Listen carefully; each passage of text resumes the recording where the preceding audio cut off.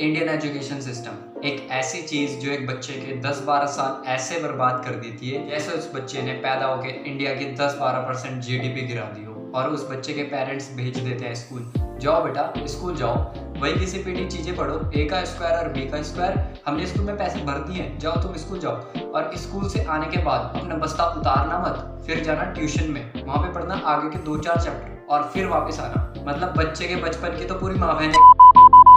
अब आपके पेरेंट्स पैसा भर रहे हैं तो अब आप गवर्नमेंट में तो जाओगे नहीं, आप जाओगे प्राइवेट स्कूल में जहाँ पर टीचर्स को अथॉरिटी फिगर माना जाता है, क्योंकि गवर्नमेंट स्कूल में तो टीचर सिर्फ अपना बैंक अकाउंट भरने आते हैं। घर पे पेरेंट्स हमारे अथॉरिटी फिगर, स्कूल में टीचर्स हमारे अथॉरिटी फिगर। जो टीचर बोल रहा है वो बिल्कुल सही है, आंख बंद करके भरोसा कर लो। बच्चे को सीधे लाइन में खड़ा होना पड़ेगा, सेम तरीके की यूनिफॉर्म पहननी पड़ेगी, क्लास में बिल्कुल बातें नहीं करनी, ना तुम क्लास में हंस सकते हो, ना तुम क्लास में खाना खा सकते हो, ना तुम क्लास में सांस ले सकते हो। लड़कों के बाल बिल्कुल कटे होने चाहिए, लड़कियों के अगर लंबे बाल है तो उन्हें पोनी टेल्स में बांध के रखो। हमें टीचर्स को हमेशा इंप्रेस करके रखना पड़ेगा। अबे क्या क्रश है वो मेरी जो उसको इंप्रेस करके रखूं? टीचर्स का चमचा बन के पूरी क्लास का मॉनिटर बन जाओ और फिर पूरी क्लास को डिसिप्लिन सिखाओ। और अगर ये नहीं करोगे तो पनिशमेंट मिलेगी। और मुझे टीचर्स का ये लॉजिक समझ नहीं आता कि जो बच्चा क्लास में पढ़ने में सबसे अच्छा है, टीचर्स उसी को मॉनिटर बनाते हैं, फिर चाहे उस बच्चे को क्लास हैंडल करनी भी ना आती हो। लाइक उन्हें ऐसे बंदे को मॉनिटर बनाना चाहिए जो क्लास में सबसे स्ट्रांग हो, जो एक आध दे के धर दे, क्लास शांत हो जाए उससे। पर नहीं, जो क्लास में सबसे अच्छा है पढ़ने में, हम तो उसी को मॉनिटर बनाएंगे और फिर एग्जाम्पल के लिए भी उसी को यूज करते हैं। बेटा इन्हें पुशअप मार के दिखाओ, बेटा इन्हें दीवार में धक्का दे के दिखाओ, देखो ये दीवार धक्का देने पे नीचे जाती है आगे। एक बड़ा ही फेमस डायलॉग है फेमस कराटे किड फिल्म में, जिसमें कहते हैं कि कहीं पर भी खराब स्टूडेंट नहीं होते, सिर्फ खराब टीचर्स होते हैं। No such thing, bad student, only bad teacher. लेकिन ज्यादातर टीचर्स क्या इस चीज को रियलाइज करते हैं? Teacher enter, no notice, full insulting, you mother fathers manners this. Students को पनिश किया जाता है होमवर्क ना करने के लिए, शोर मचाने के लिए, स्कूल में लेट आने के लिए, स्कूल बेल्ट ना पहनने के लिए। मुझे तो ये स्कूल से ही छुटकारा चाहिए 1 महीने। कहीं जगहों पर फिजिकल पनिशमेंट भी दी जाती है, हालांकि ये इंडिया में बैन है, पर फिर भी बहुत जगह पर ये अभी भी दी जाती है। कहीं न्यूज़ रिपोर्ट और सर्वे ने इस चीज़ को रिवील भी किया है। और फिजिकली मारना नहीं तो टीचर्स बच्चों को बहुत ज़्यादा मेंटली ह्यूमिलिएट भी करते हैं। क्लास के सामने खड़ा कर उनका मजाक बनाया जाएगा। बहुत शैतान है, पता नहीं क्या करेगा बड़ा होकर, हम तो तंग आते हैं इससे, इसे ले जाओ यहाँ से। घर के अंदर जो स्ट्रिक्ट पेरेंट्स की वजह से हमारा सेल्फ एस्टीम गिरता है और वो बचा कुचा सेल्फ एस्टीम ये टीचर्स भी गिरा देते हैं। ऐसे एनवायरनमेंट में पढ़ा हुआ स्टूडेंट हमेशा दूसरों के गाइडलाइंस पे चलता है, वो कभी भी खुद से डिसीजन नहीं ले सकता, खुद के डिसीजन पे उसे हमेशा डाउट रहता है। लेकिन एक बार को हम मान भी ले कि यहाँ पर पेरेंट्स भी सपोर्टिव है और टीचर्स भी सपोर्टिव है, पर फिर बात आती है स्कूल करिकुलम की। स्कूल करिकुलम में सबसे बड़ी प्रॉब्लम ये है कि वहाँ पर अलग अलग करियर्स को समझाया नहीं जाता, वहाँ पर अच्छे से उनको एक्सपोज नहीं किया जाता। फॉर एग्जाम्पल आपको कितने स्कूल बुक या फिर एनसीईआरटीज में सुनने को मिला है journalism, video gaming designer, video game tester, actuary, anthropologist, logo designer, professional social worker या फिर इवेंट मैनेजर या फिर ई स्पोर्ट्स गेमर। क्या आपने इन सब कैरियर के बारे में अपनी एनसीईआरटी बुक में या फिर स्कूल की बुक में पढ़ा है? नहीं पढ़ा। मैथ्स की किताबों में हमको देखने को मिलते हैं data graphs, histographs, pie graphs, standard deviation, mean, mode, median, etc. लेकिन क्या कभी आपके दिमाग में आया है कि मैं बड़ा होकर स्टैटिस्टिशियन बन सकता हूँ? हमें स्कूल में एक सब्जेक्ट पढ़ाया जाता है बायोलॉजी, लेकिन क्या कभी आपने सोचा है कि मैं बड़ा होकर बोटॉनिस्ट, हॉर्टिकल्चरिस्ट, एंटोमोलिस्ट, एनवायरमेंटलिस्ट, जियोलॉजिस्ट बन सकता हूँ? शायद नहीं, क्योंकि टीचर्स जो सिखाते हैं उसे बाहर की दुनिया से रिलेट करना भूल जाते हैं। स्कूल की किताबों से करियर बनाना शायद कहीं ना कहीं मिसिंग है, शायद स्कूल्स क्रिएटिविटी को इंस्पायर नहीं करते। एक इंटरेस्टिंग डायलॉग याद आता है यहाँ से ब्यूटीफुल माइंड फिल्म का। Classes will dull your mind, destroy the potential for authentic creativity. अब यहाँ पर एम्प्लॉयमेंट का मतलब जॉब नहीं होता, एंटरप्रेन्योरशिप भी होता है। लेकिन स्कूल में कितना सिखाया जाता है एंटरप्रेन्योरशिप के ऊपर? आप बताओ, आप भी स्कूल में पढ़े हो? 0। भाई मुझे तो एंटरप्रेन्योरशिप बोलना भी नहीं आ रहा, सिखाएंगे क्या घंटा? स्कूल से निकलने के बाद बच्चे को बस ये पता होता है बायो है तो डॉक्टर, मैथ्स है तो इंजीनियर, कॉमर्स है तो खुद का बिजनेस और आर्ट्स है तो बर्बाद। और टीचर्स के साथ पेरेंट्स भी बोलते हैं नीट या जेई का एग्जाम निकालो और किसी अच्छे गवर्नमेंट कॉलेज में जाओ। लाइक मेरी फ्रेंड लिस्ट में मेरी एक फ्रेंड है जो पिछले 1 साल से नीट की तैयारी कर रही है। वो रात के 2-2 3-3 बजे तक पढ़ाई करती है, अपनी नींद सेक्रीफाइस करती है। अभी जब कुछ दिनों पहले ठंड हो रही थी तो वो तब भी नीचे दरी बिछाकर पढ़ाई करती थी, जस्ट बिकॉज उसे बेड पर पढ़ने से इजी फील होता था और वो कंसंट्रेट नहीं कर पाती थी। मतलब एक एंट्रेंस एग्जाम के लिए स्टूडेंट्स को इतनी मेहनत करनी पड़ रही है और ना जाने कितने ऐसे स्टूडेंट हैं जो 12th के बाद सीधा किसी चीज़ की प्रिपरेशन में घुस जाते हैं, भले ही फिर उस चीज़ में उसका इंटरेस्ट हो या ना हो। और इसी वजह से जितनी स्विट्जरलैंड की पॉपुलेशन है उससे ज़्यादा तो इंडिया इंजीनियर्स प्रोड्यूस कर देता है। उसके बाद भी रिसर्च एंड इनोवेशन में स्विट्जरलैंड नंबर 1 पर है। इंडिपेंडेंस के बाद से रिपब्लिक इंडिया ने 0 नोबेल इलिटरेट किए हैं साइंस में। यूएसए ने 100+ कर दिए हैं। ASER की रिपोर्ट के हिसाब से 83% एजुकेटेड लोग एम्प्लॉयड ही नहीं है इंडिया में। और ये जो सुंदर पिचाई और सत्य नडेला की बात करते हैं, इन सब ने भी बाहर से ही एजुकेशन ली है। इन्होंने भी आगे चलकर अपनी एजुकेशन बाहर से ही करी है। और ये जो मैं सारी चीज़ें बोल रहा हूँ, इसका रूट कॉज फाइंड करने के लिए हमें थोड़ा सा पीछे जाना पड़ेगा। जब ब्रिटिश हम पे रूल कर रहे थे तो ईस्ट इंडिया पे 2 मेजर चैलेंजेस थे।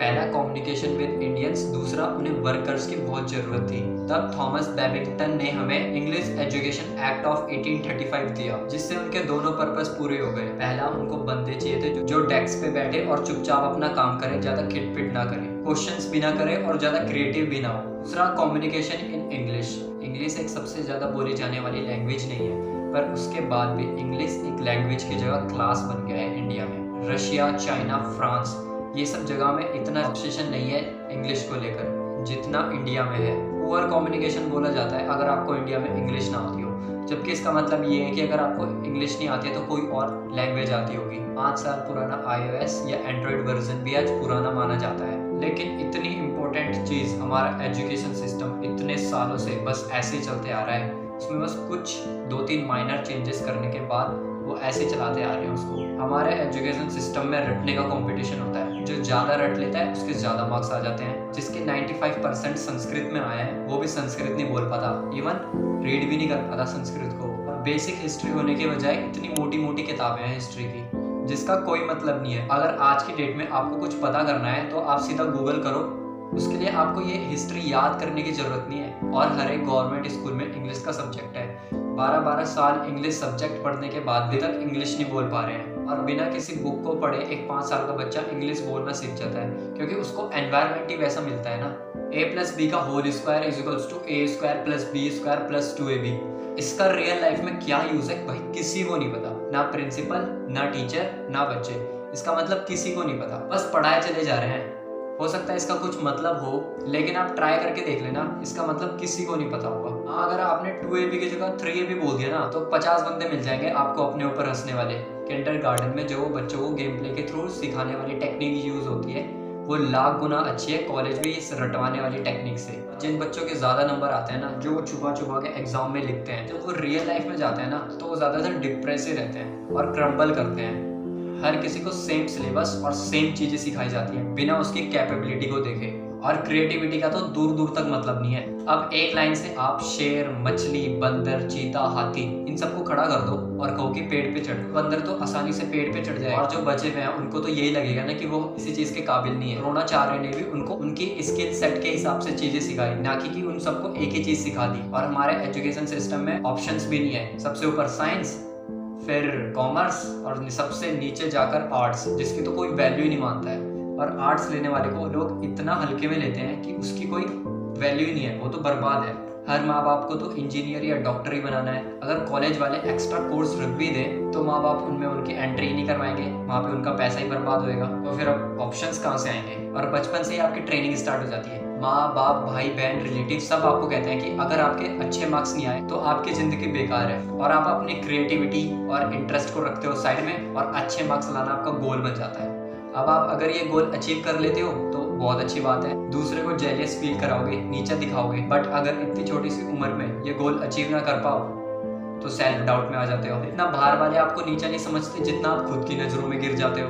आपके लिए भी 4-5 सक्सेसफुल आदमियों को सोचो जिन्हें आप सक्सेसफुल मानते हो। जिनकी तरह आप अपना लाइफस्टाइल व्यतीत करना चाहते हैं, मैं लिख के कह सकता हूँ वो इस एजुकेशन सिस्टम की वजह से तो सक्सेसफुल नहीं होंगे, चाहे वो फिर जो भी हो। धीरू भाई अंबानी, विराट कोहली, आमिर खान, नरेंद्र मोदी, ये सब हमारे इस करंट एजुकेशन सिस्टम के ट्रैप में ही नहीं फंसे। इन्होंने खुद सीखा, खुद एजुकेट हुए और खुद ही आगे बढ़े। आप किसी कंपनी के सीईओ को बोलिए कि वो दूसरी कंपनियों के इंटरव्यू दे, तो वो जरूरी नहीं है कि वो और दूसरी कंपनियों के भी इंटरव्यू को निकाल लेगा, और ये भी हो सकता है कि वो आधे से ज्यादा कंपनियों के लिए क्वालिफाई ना करे एजुकेशन वाइज, लेकिन वो बंदा एक पूरी कंपनी चला सकता है। तो ये जो स्किल है, इस स्किल के बारे में बात होनी चाहिए, ना कि ये मार्क्स के बारे में, ये कॉपी के रट्टू तोता बनने के बारे में। लोग अपनी 25% से ज्यादा जिंदगी इस करंट एजुकेशन सिस्टम में लगा देते हैं, ताकि अपने से कम पढ़े लिखे की कंपनी में जाके वहाँ जॉब करके उस बंदे के सपने पूरे कर सके। अगर इंडिया का एजुकेशन सिस्टम इतना ही अच्छा है तो जितने भी सेलिब्रिटीज हैं, पॉलिटिशियन हैं, वो अपने बच्चों को बाहर क्यों भेजते हैं पढ़ने के लिए। इनफैक्ट पॉलिटिशियन के साथ तो ऐसा करना चाहिए कि जिस एरिया में वो जीते हो उसी